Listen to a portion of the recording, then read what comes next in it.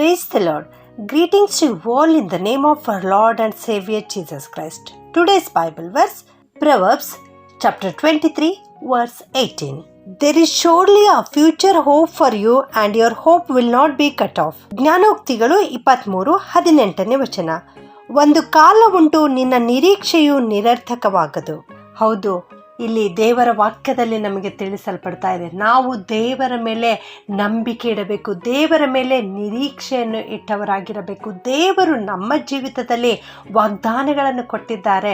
ದೇವರು ನಮಗೆ ತನ್ನ ವಾಕ್ಯದ ಮೂಲಕವಾಗಿ ಮಾತನಾಡ್ತಾ ಇದ್ದಾರೆ, ತನ್ನ ಪ್ರವಾದಿಗಳ ಮೂಲಕವಾಗಿ ಮಾತನಾಡ್ತಾ ಇದ್ದಾರೆ. ಅಂದರೆ ನಾವು ಅದನ್ನು ನಂಬಬೇಕು ಪ್ರಿಯರೇ. ನಾವು ದೇವರ ಮೇಲೆ ನಿರೀಕ್ಷೆಯುಳ್ಳವರಾಗಿರಬೇಕು. ದೇವರು ನಮಗೆ ಇವತ್ತು ಹೇಳಿದಾರೆಂದರೆ ಅದು ನಮ್ಮ ಜೀವಿತದಲ್ಲಿ ನೆರವೇರಿಯೇ ನೆರವೇರುತ್ತದೆ ಎಂಬುದಾಗಿ ನಾವು ನಂಬುವಂಥವರಾಗಿರಬೇಕು. ಇದಕ್ಕೆ ನಿದರ್ಶನವಾಗಿ ಮೊದಲನೇ ಸಮುವೇಲ 11ನೇ ಅಧ್ಯಾಯದಲ್ಲಿ ನಾವು ನೋಡುತ್ತೇವೆ. ಅದಕ್ಕಿಂತಲೂ ಮುಂಚಿತವಾಗಿ 10ನೇ ಅಧ್ಯಾಯದಲ್ಲಿ ಸೌಲನನ್ನು ಇಸ್ರಾಯೇಲ್ರ ಅರಸನನ್ನಾಗಿ ನೇಮಿಸಿದ್ದಾರೆ.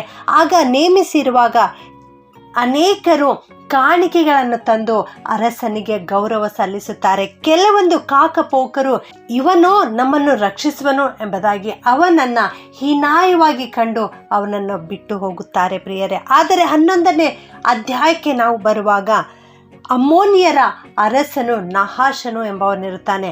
ಅವನು ಏನು ಮಾಡ್ತಾನಂದ್ರೆ ಯಾಬೇಷ್ ಗಿಲ್ಯಾದಿಗೆ ಬಂದು ಮುತ್ತಿಗೆ ಹಾಕುತ್ತಾನೆ. ಆಗ ಆ ಯಾಬೇಷ್ ಗಿಲ್ಯಾದಿನವರು ಆ ಅರಸನ ಜೊತೆಗೆ ಒಡಂಬಡಿಕೆ ಮಾಡಿಕೊಳ್ಳುತ್ತಾರೆ.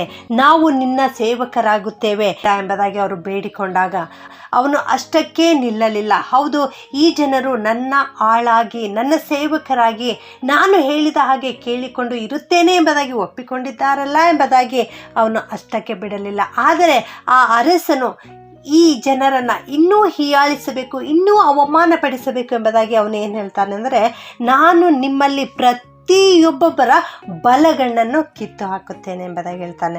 ಆಗ ಆ ಜನರಿಗೆ ಬಹಳ ದುಃಖವಾಗುತ್ತದೆ. ಬಹಳ ಕಷ್ಟದಿಂದ ಅವರು ಏನು ಹೇಳ್ತಾರೆ ಅಂದರೆ, ನಮಗೆ 7 ದಿವಸಗಳವರೆಗೆ ಅವಕಾಶ ಮಾಡಿಕೊಡು, 7 ದಿವಸಗಳ ನಂತರ ನಾವು ಇದಕ್ಕೆ ಉತ್ತರವನ್ನು ಕೊಡುತ್ತೇವೆ ಎಂಬುದಾಗಿ ಹೇಳಿದ ಮೇಲೆ ಅವರು ಇಸ್ರಾಯೇಲ್ ಪ್ರಾಂತ್ಯಕ್ಕೆ ತಮ್ಮ ದೂತರನ್ನು ಕಳುಹಿಸಿಕೊಡುತ್ತಾರೆ. ಆ ದೂತರು ಬಂದು ಆ ಯಾಬೇಷ್ ಗಿಲ್ಯಾದಿನವರ ಜೀವಿತದಲ್ಲಿ ಏನೇನು ಸಂಕಟ ಉಂಟಾಗಿದೆ ಅದನ್ನು ತಿಳಿಸಿದಾಗ ಅಲ್ಲಿರುವ ಜನರೆಲ್ಲರೂ ಬಹಳವಾಗಿ ದುಃಖ ಪಡುತ್ತಾರೆ. ಹೌದು, ಇನ್ನೊಬ್ಬರ ದುಃಖದಲ್ಲಿ ಇವರು ಸ್ಪಂದಿಸ್ತಾ ಇದ್ದಾರೆ, ಇವರು ಕೂಡ ಅಳುತ್ತಾ ಇರ್ತಾರೆ. ಅಂತ ಒಂದು ಸಂದರ್ಭದಲ್ಲಿ ಸೌಲನು ಬರುತ್ತಾನೆ. ಅರಸನನ್ನಾಗಿ ನೇಮಿಸಿದ ಸೌಲನು, ಇವನು ಒಬ್ಬ ರೈತನಾಗಿದ್ದನು. ಇವನು ಹೊಲಕ್ಕೆ ಹೋಗಿದ್ದನು. ಹೊಲದ ಕೆಲಸವನ್ನು ಮುಗಿಸಿಕೊಂಡು ಮನೆಗೆ ಬಂದಾಗ ಈ ಶಬ್ದವನ್ನು ಅವನು ಕೇಳಿಸಿಕೊಳ್ತಾನೆ. ಜನರೆಲ್ಲರೂ ಅಳುತ್ತಾ ಇದ್ದಾರೆ. ಈ ಅಳುವಿಕೆಗೆ ಕಾರಣ ಏನು ಎಂಬುದಾಗಿ ಅವನು ವಿಚಾರಿಸುತ್ತಾನೆ ಪ್ರಿಯರೇ. ಹೌದು, ಅರಸನಾಗಿ ಮಾಡುತ್ತಿರುವಂತಹ ಮೊದಲನೆಯ ಕಾರ್ಯ ಜನರ ದುಃಖಕ್ಕೆ ಸ್ಪಂದಿಸ್ತಾ ಇದ್ದಾನೆ. ಜನರು ಏನು ಮಾಡುತ್ತಾ ಇದ್ದಾರೆ, ಜನರಿಗೆ ಯಾಕೆ ದುಃಖವಾಗಿದೆ, ಇದನ್ನು ಅವನು ಅರಿತುಕೊಳ್ಳಲು ಪ್ರಯತ್ನಿಸ್ತಾ ಇದ್ದಾನೆ. ಅದನ್ನು ಕೇಳಿದಾಗ ಅಲ್ಲಿ ಅವನಿಗೆ ಗೊತ್ತಾಯಿತು, ಯಾಬೇಷ್ ಗಿಲ್ಯಾದಿಗೆ ಅಮ್ಮೋನಿಯರ ಅರಸನಾದ ನಹಾಷನು ಬಂದು ಮುತ್ತಿಗೆ ಹಾಕಿದ್ದಾನೆ. ಆದುದರಿಂದ ಇವರೆಲ್ಲರೂ ದುಃಖಿತರಾಗಿದ್ದಾರೆ ಎನ್ನುವ ವಿಷಯವನ್ನು ಅವನು ತಿಳಿದುಕೊಂಡು ಅವರಿಗೆ ಸುದ್ದಿಯನ್ನು ಹೇಳಿ ಕಳುಹಿಸುತ್ತಾನೆ.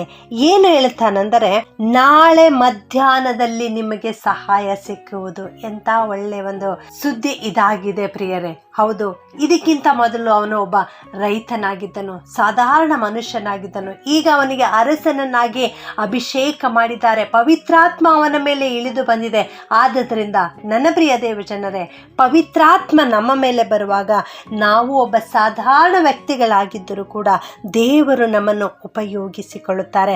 ಪವಿತ್ರಾತ್ಮ ನಮಗೆ ಎಂಥ ಒಂದು ಸಾಮರ್ಥ್ಯ ಕೊಡುತ್ತದೆ, ಪವಿತ್ರಾತ್ಮ ನಮಗೆ ಎಂಥ ಒಂದು ಜ್ಞಾನವನ್ನು ಕೊಡುತ್ತದೆ ಎನ್ನುವುದನ್ನು ಇಲ್ಲಿ ನಾವು ತಿಳಿದುಕೊಳ್ಳುತ್ತೇವೆ ಪ್ರಿಯರೇ. ಅವರು ಹೇಳುತ್ತಾರೆ, ಯಾರೂ ನಮ್ಮನ್ನು ರಕ್ಷಿಸದಿದ್ದರೆ ನಾವು ನಿನ್ನ ಕಡೆಗೆ ಬರುತ್ತೇವೆ ಎಂಬುದಾಗಿ. ಆದರೆ ಇಲ್ಲಿ ಅರಸನಾದ ಸೌಲನು ನಾಳೆ ನಿಮಗೆ ಸಹಾಯ ಸಿಕ್ಕುವುದು ಎಂಬುದಾಗಿ ಹೇಳಿ ಕಳಿಸಿದ ದಿನದಲ್ಲೇ ಅವರು ಇನ್ನು ನಾಳೆ ಅವರಿಗೆ ಸಹಾಯ ದೊರೆಯುತ್ತದೆ. ಆದರೆ ಇವತ್ತೇ ಅವರು ಸಂತೋಷ ಪಡ್ತಾ ಇದ್ದಾರೆ ಪ್ರಿಯರೇ. ಹೌದು, ಅವರ ಜೀವಿತದಲ್ಲಿ ಬಂದಿರತಕ್ಕಂಥ ಕಷ್ಟ ಸಂಕಟವನ್ನು ನೆನೆಸಿ ಅವರು ದುಃಖಿತರಾಗುತ್ತಾ ಇಲ್ಲ, ಅಳುತ್ತಾ ಇಲ್ಲ, ಚಿಂತಿಸುತ್ತಾ ಇಲ್ಲ, ಆದರೆ ಸಂತೋಷ ಪಡುತ್ತಾ ಇದ್ದಾರೆ. ಇನ್ನು ಸಹಾಯ ದೊರೆಯುವುದಕ್ಕಿಂತ ಮುಂಚಿತವಾಗಿಯೇ ಅವರು ಸಂತೋಷ ಪಡ್ತಾ ಇದ್ದಾರೆ. ಇದನ್ನು ನಾವು 10ನೇ ವಚನದಲ್ಲಿ ನಾವು ನೋಡ್ತೇವೆ. ಅವರು ಬಹಳವಾಗಿ ಸಂತೋಷಪಟ್ಟು ನಾವು ನಾಳೆ ನಿಮ್ಮ ಬಳಿಗೆ ಬರುತ್ತೇವೆ ಎಂಬುದಾಗಿ ಅವರು ಸಂತೋಷವನ್ನು ಆಚರಿಸಿದರು. ಪ್ರಿಯರೇ, ನಿನ್ನ ಜೀವಿತದಲ್ಲಿ ಇವತ್ತು ಕಷ್ಟ ಸಂಕಟ ವೇದನೆ ದುಃಖಗಳು ಬರುವಾಗ ನೀನು ಅದನ್ನೇ ನೆನೆಸಿ ಕೊರಗಿ ಅಳುತ್ತಾ ಇದೆಯಾ? ಬೇಡ ನನ್ನ ಪ್ರಿಯ ದೇವಜನರೇ. ದೇವರು ನಿನಗೆ ಹೇಳ್ತಾ ಇದ್ದಾರೆ, ಒಂದು ಕಾಲ ಉಂಟು ನಿನ್ನ ನಿರೀಕ್ಷೆ ನಿರರ್ಥಕವಾಗದು ಎಂಬುದಾಗಿ. ದೇವರ ಮೇಲೆ ನೀನು ಇಟ್ಟ ನಿರೀಕ್ಷೆ, ದೇವರು ಹೇಳಿದ್ದಾರೆ, ಯುಗದ ಸಮಾಪ್ತಿಯವರೆಗೂ ಎಲ್ಲ ದಿವಸ ನಾನು ನಿನ್ನ ಸಂಗಡ ಇರುತ್ತೇನೆ ಎಂಬುದಾಗಿ. ಇಂಥ ಒಬ್ಬ ದೇವರು ನಮ್ಮೊಂದಿಗಿರುವಾಗ ನಾವ್ಯಾಕೆ ದುಃಖಿಸಬೇಕು? ಯಾವ ವೈರಿ ಯಾವ ಶೋಧಕನು ಕೂಡ ನಮಗೆ ಏನೂ ಮಾಡಲಿಕ್ಕೆ ಸಾಧ್ಯವಿಲ್ಲ. ಆದುದರಿಂದ ನಾವು ಚಿಂತಿಸುವುದು ಬೇಡ, ಕರ್ತನಲ್ಲಿ ನಾವು ಸಂತೋಷ ಪಡೋಣ. ಯೆಶಾಯ 25:9ನೇ ವಾಕ್ಯದಲ್ಲಿ ನಾವು ನೋಡುತ್ತೇವೆ, ಈತನೇ ನಮ್ಮ ದೇವರು, ನಮ್ಮನ್ನು ರಕ್ಷಿಸಲಿ ಎಂದು ನಾವು ಈತನನ್ನೇ ನಿರೀಕ್ಷಿಸಿಕೊಂಡಿದ್ದೇವೆ ಎಂಬುದಾಗಿ. ಈತನೇ ಯೆಹೋವನು, ಈತನನ್ನೇ ನಿರೀಕ್ಷಿಸಿಕೊಂಡಿದ್ದೇವೆ, ಈತನ ರಕ್ಷಣೆಯಲ್ಲಿ ಆನಂದಿಸಿ ಉಲ್ಲಾಸ ಪಡುವೆವು ಎಂಬುದಾಗಿ. ಹೌದು, ಯೆಹೋವ ದೇವರು ನಮ್ಮನ್ನು ರಕ್ಷಿಸುವ ಆತನು ನಮ್ಮ ರಕ್ಷಕನಾಗಿದ್ದಾನೆ. ಆದುದರಿಂದ ನಾವು ಈತನ ರಕ್ಷಣೆಯಲ್ಲಿ ಆನಂದಿಸೋಣ, ಉಲ್ಲಾಸ ಪಡೋಣ. ದೇವರು ಖಂಡಿತವಾಗಿ ನಮಗೆ ಸಹಾಯ ಮಾಡುತ್ತಾರೆ. ಸೌಲನು ಆ ನಹೋಷನ ವಿರೋಧವಾಗಿ ಯುದ್ಧಕ್ಕೆ ಹೋಗಿ ಅವರನ್ನ ಸೋಲಿಸಿ ಬಿಡ್ತಾನೆ. ಹೌದು, ದೇವರು ಇಲ್ಲಿ ಮಹತ್ ಕಾರ್ಯವನ್ನು ಮಾಡಿದನು. ಜನರು ದೇವರ ವಾಕ್ಯವನ್ನು ನಂಬಿದರು. ಸೌಲನ ಬಾಯಿಂದ ಬಂದಿರತಕ್ಕಂಥ ಆ ಮಾತನ್ನು ನಂಬಿದರು. ನಾನು ನೀನು ಇವತ್ತು ದೇವರ ಮಾತನ್ನು ನಂಬುತ್ತಾ ಇದ್ದೇವಾ? ದೇವರ ಮೇಲೆ ನಿರೀಕ್ಷೆ ಇಡ್ತಾ ಇದ್ದೇವಾ? ನನ್ನ ಪ್ರಿಯ ದೇವಜನರೇ, ಇವತ್ತು ನಿಮ್ಮ ಜೀವಿತದಲ್ಲಿ ಯಾವ ಸಂಕಟಗಳು ಬಂದರೂ ಕೂಡ ದೇವರು ರಕ್ಷಣೆಯನ್ನು ಅನುಗ್ರಹಿಸುತ್ತಾರೆ. ನಿಮ್ಮ ಇಕ್ಕಟ್ಟಿನ ಸನ್ನಿವೇಶದಲ್ಲಿ ಕೇವಲ ದೇವರನ್ನು ಮಾತ್ರ ನಂಬಿರಿ, ದೇವರ ಮೇಲೆ ನಿರೀಕ್ಷೆಯನ್ನು ಇಟ್ಟಿರ್ರಿ. ಖಂಡಿತವಾಗಿಯೂ ದೇವರು ನಿಮಗೆ ಜಯವನ್ನು ಅನುಗ್ರಹಿಸುತ್ತಾರೆ. ಪ್ರಾರ್ಥನೆ ಮಾಡಿಕೊಳ್ಳೋಣ. ಪ್ರೀತಿಯ ಪರಲೋಕದ ತಂದೆಯಾದ ದೇವರೇ, ನಿನಗೆ ಸ್ತೋತ್ರ ಉಂಟಾಗಲಿ ಸ್ವಾಮಿ. ಒಂದು ಕಾಲ ಉಂಟು ನಿನ್ನ ನಿರೀಕ್ಷೆಯು ನಿರರ್ಥಕವಾಗದು ಎನ್ನುವ ವಾಕ್ಯವನ್ನು ಇವತ್ತು ನಮಗೆ ಕಲಿಸಿಕೊಟ್ಟಿದ್ದೀರಿ ತಂದೆಯೇ, ಅದಕ್ಕಾಗಿ ಸ್ತೋತ್ರ ಸ್ವಾಮಿ. ಯಾಬೇಷ್ ಗಿಲ್ಯಾದಿನವರು ನಿನ್ನ ಮೇಲೆ ನಿರೀಕ್ಷೆ ಇಟ್ಟಾಗ ದೇವರೇ, ನೀನು ಅವರಿಗೆ ರಕ್ಷಣೆಯನ್ನು ಅನುಗ್ರಹಿಸಿದ್ದಿ ಸ್ವಾಮಿ, ನಿನಗೆ ಸ್ತೋತ್ರಪ್ಪ. ಅರಸನಾದ ಸೌಲನ ಮೂಲಕವಾಗಿ ಅವರಿಗೆ ಜಯವನ್ನು ಅನುಗ್ರಹಿಸಿದ್ದಿ ತಂದೆಯೇ, ನಿನಗೆ ಸ್ತೋತ್ರಪ್ಪ. ಇಂದು ಈ ವಾಕ್ಯ ಕೇಳಿಸಿಕೊಳ್ಳುತ್ತಿರುವ ಪ್ರತಿಯೊಬ್ಬೊಬ್ಬರನ್ನು ಆಶೀರ್ವಾದ ಮಾಡು ಸ್ವಾಮಿ. ಇವರಲ್ಲಿ ಅನೇಕರು ಸಂಕಟಕ್ಕೆ ಈಡಾಗಿದ್ದಾರೆ ಸ್ವಾಮಿ, ದುಃಖಿತರಾಗಿದ್ದಾರೆ, ಚಿಂತಿತರಾಗಿದ್ದಾರೆ, ವ್ಯಾಧಿಗ್ರಸ್ತರಾಗಿದ್ದಾರೆ ದೇವ.